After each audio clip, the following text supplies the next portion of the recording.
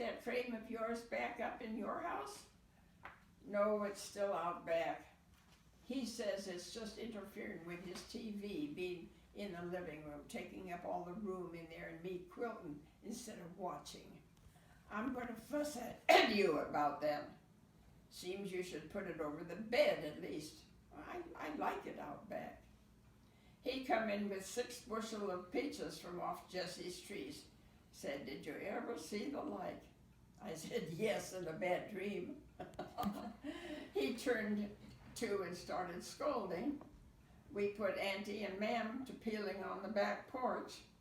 I said, I got to go off now, and here I am. I'd rather quilt than can any day. Except I know those peaches will taste good come December.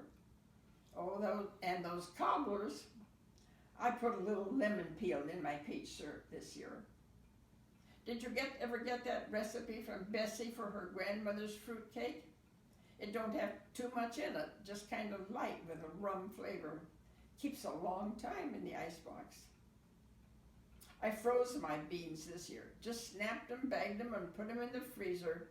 Don't plan to pickle them either. Don't just sit there. Thread me some needles.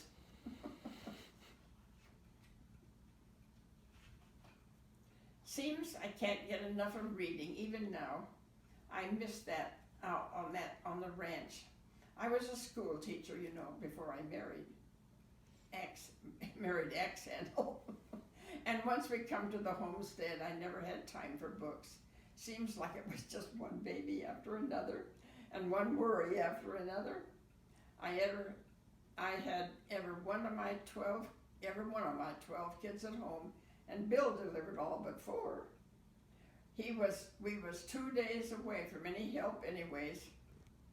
Finally, in 1908, we got some neighbors we could go to in 2 hours by horseback riding hard. When Bill was gone once, logging in, it was midwinter and a howling norther. I broke water and was having too much pain. Feeling that baby with my hands, I knew for certain it was going to be breech. I put the kids to bed to keep warm and told the older ones to keep the fire going no matter what. We had a little room tacked onto the back, and I got in there on a pallet under my quilts. And Lordy, did I pray for Bill to come back. He came blowing in that night, said he just had a feeling I was never so glad to see anyone. He pulled that baby out. Oh, I don't like to think about my quilts. I lost them all in the fire. After that first winter of homesteading, we started to build the big log cabin. It took 3 years to put up that big house, and I helped every step, pregnant or not. We had 3 kids when we moved in, and that's the one that burned right to the ground right on one night, and all my quilts and books with it. We lost all the kids' things too. My mama's quilts was in there with mine. Well, I don't have the heart to quilt, didn't have the heart to quilt after that, at least no fancy quilts. We was always quilting for cover, making up warm block quilts from old wool and work clothes. But I just tackled them. They was serviceable all right. Everyone put their hand to piecing in the winter. All my boys pieced right along with the girls. It was work that had to be done. I seen a lot of life and death. Now I know my time is coming, but I get to choose when it's going to be. Sometimes I wake up in the morning and I say to myself, how about today? How about if I just don't get up? And I lay there for a while and then reach for my pills, and I know it ain't going to be today. You know, I still got some books left to read. That was great, Mom.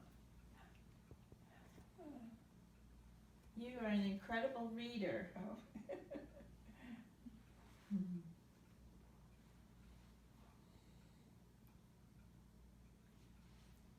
I always wished that you would have read some children's books for the grandkids. That would have been fun.